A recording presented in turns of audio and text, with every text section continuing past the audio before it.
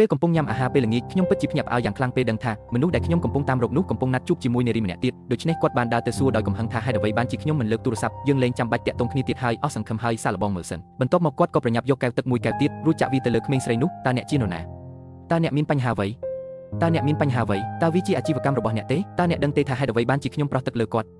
់ខ្ញុំមិនខ្វល់ថាហេតុផលរបស់អ្នកជាអ្វីទេហេតុអ្វីបានជាអ្នកបាញ់ទឹកលើគាត់ខ្ញុំប្រាប់អ្នកទោះបីជាអ្នកទើបតែធ្វើចលនាក៏ដោយខ្ញុំនឹងប្រគល់វាមកវិញពេលដូច្នោះក្មេងស្រីនោះក៏ស្រឡាំងកាំងភ្លាមខ្ញុំលូកដៃទៅចាប់យកចានមួយពីតូហើយហៀបនឹងវាទៅលើបុរសដែលអស់សង្ឃឹមនោះដោយឃើញថាគាត់ហៀបនឹងធ្វើបាបអ្នកដែលអស់សង្ឃឹមទូនជាស៊ូបានឆក់យកចានពីដៃរបស់គាត់ដោយកំហឹងហើយវាទៅលើដីតើអ្នកមានការភ្ញាក់រឹកខាងវិញ្ញាណខ្លះទេអ្នកជំពាក់ខ្ញុំពេញមួយជីវិតរបស់អ្នកខ្ញុំកំពុងប្រាប់អ្នកដោយឃើញថាក្មេងស្រីនោះបានបាត់បង់ការគ្រប់គ្រងអារម្មណ៍របស់នាងទាំងស្រុងអ្នកចាត់ការដែលថេងគ្មានជំរឿអ្វីក្រៅពីអូសគាត់ចេញដោយបង្ខំឡើយបន្ទាប់មកដួនជាស៊ូបានសួរសាងស៊ីនីភ្លាមថាតើនាងរងរបួសឬអត់សាងជីឃើញថាមនុស្សគ្រប់គ្នានៅជុំវិញពួកគេកំពុងចង្អុលនិងសឹកសៀវគាត់បានទាញយួនយ៉ាខេចេញយ៉ាងលឿនកំពុងចាក់ចេញពីភោជនីយដ្ឋានដោយបាត់បង់ភាពស្ងប់ស្ងាត់គាត់ក៏បានជួយទួនជាស៊ូស្លៀកពាក់ភ្លាមដោយក្តីបារម្ភសម្លឹងមើលដំណក់ទឹកនៅលើមុខរបស់គាត់នាងបានយ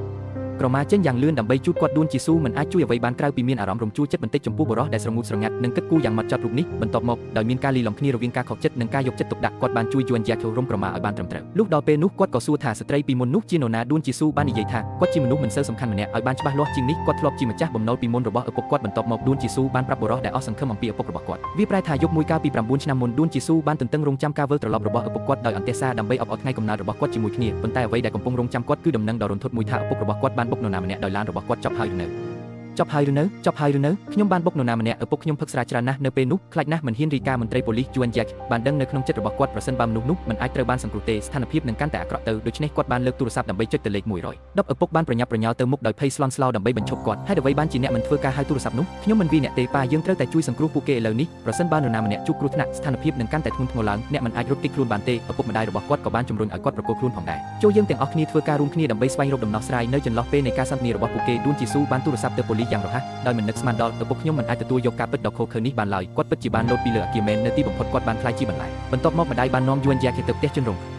គ្រោះដើម្បីសុំទោសជាអកុសលជនរងគ្រោះបានស្លាប់បាត់បង់ជីវិតទៅហើយសមាជិកគ្រួសារមិនអាចទទួលយកការសុំទោសរបស់ពួកគេបានទេកូនស្រីរបស់ជនរងគ្រោះគឺជាមិត្តរួមថ្នាក់របស់យួនយ៉ាដើម្បីទទួលបានការអភ័យទោសពីយ៉ាងនិងម្ដាយរបស់គាត់ម្ដាយរបស់យួនយ៉ាគ្មានជំរឿអ្វីក្រៅពីលុតជង្គង់ចុះហើយសន្យាថានឹងសងសំណងដែលតុលាការបង្គាប់ឲ្យសងនោះទេលោកក៏បានសន្យាផងដែរថាលោកនឹងកូនប្រុសរបស់លោកនឹងមើលថែម្ដាយនិងកូនស្រីនាពេលអនាគតត្រឡប់ទៅសាលារៀនវិញសិស្សានុសិស្សចាប់ផ្ដើមចង្អុលនិងសឹកសៀវអំពីដួនជាស៊ូគេនិយាយថាឪពុករបស់គាត់បានវាយសម្លាប់ឪពុករបស់យ៉ាងបុកហើយរត់ដែរគាត់ត្រូវបានគេហៅថាជាកូនប្រុសរបស់ឃាតករពាក្យចាំអារ៉ាមទាំងនេះធ្វើឲ្យយួនយ៉ាមានអារម្មណ៍មិនស្រួលសំណួរគឺថានៅក្នុងឆ្នាំបន្តក្នុងអំឡុងពេលសិទ្ធិសាររបស់ខ្ញុំនៅពេលណាដែលគាត់មានពេលទំនេរដួនជាស៊ូចេញទៅធ្វើការក្រៅម៉ោងប្រាក់ខែប្រចាំខែរបស់គាត់ទាំងអស់ត្រូវបានផ្ញើទៅឲ្យយ៉ាងតាមពិតទៅយ៉ាងលួចស្រឡាញ់យួនយ៉ាកាលនាងនៅរៀនដូច្នេះហើយពួកគេបានស្នើឲ្យដួនជាស៊ូសងបំណុលដោយថ្វាយខ្លួនដល់ពួកគេប៉ុន្តែដួនជាស៊ូបានបដិសេធមិនយល់ព្រមទេទោះបីជាមានរឿងអ្វីកើតឡើងក៏ដោយអំណោយនេះមួយដែលយ៉ាងបានឲ្យគាត់ត្រូវបានបោះចោលដោយមិនស្ទាក់ស្ទើររហូតដល់ការទូទាត់សំណងចុងក្រោយត្រូវបានធ្វើឡើងដល់យ៉ាងដួនជាស៊ូបានបញ្ជាក់យ៉ាងច្បាស់ភ្លាមថាគាត់នឹងលែងមានជាប់ពាក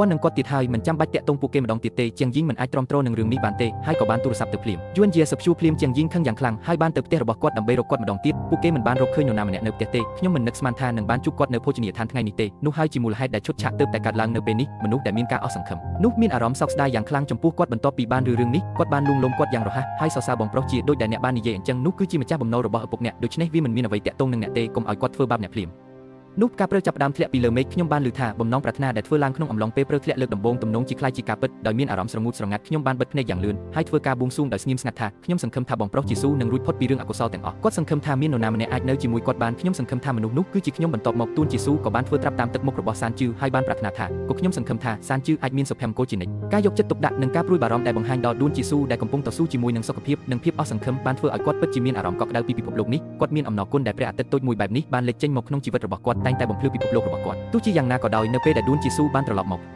ផ្ទះវិញដោយអារម្មណ៍រីករាយប៉ុន្តែគាត់បានរកឃើញយ៉ាងកំពុងរងចាំនៅមាត់ទ្វាររបស់គាត់យ៉ាងបានសុំទោសម្ដងហើយម្ដងទៀតនៅពេលដែលនាងបានឃើញទួនជាស៊ូខ្ញុំបានអង្វរគាត់ឲ្យអត់ទោសឲ្យអាកប្បកិរិយារបស់ខ្ញុំនៅភោជនីយដ្ឋានប៉ុន្តែទួនជាស៊ូគ្រាន់តែចង់ផ្ដាច់ទំនាក់ទំនងជាមួយជាងទាំងស្រុងដួនជាស៊ូកុំភ្លេចអ្វីដែលឪពុកអ្នកបានសន្យាម៉ាក់របស់អ្នកបាននិយាយថាអ្នកនឹងមើលថែខ្ញុំជានិច្ចដួនជាស៊ូបានមើលរូបថតជាមួយម្ដាយរបស់គាត់ទឹកភ្នែកបានហូរឡើងដោយមិនអាចគ្រប់គ្រងបានយល់ព្រមខ្ញុំនឹងមិនចាក់ចេញទេ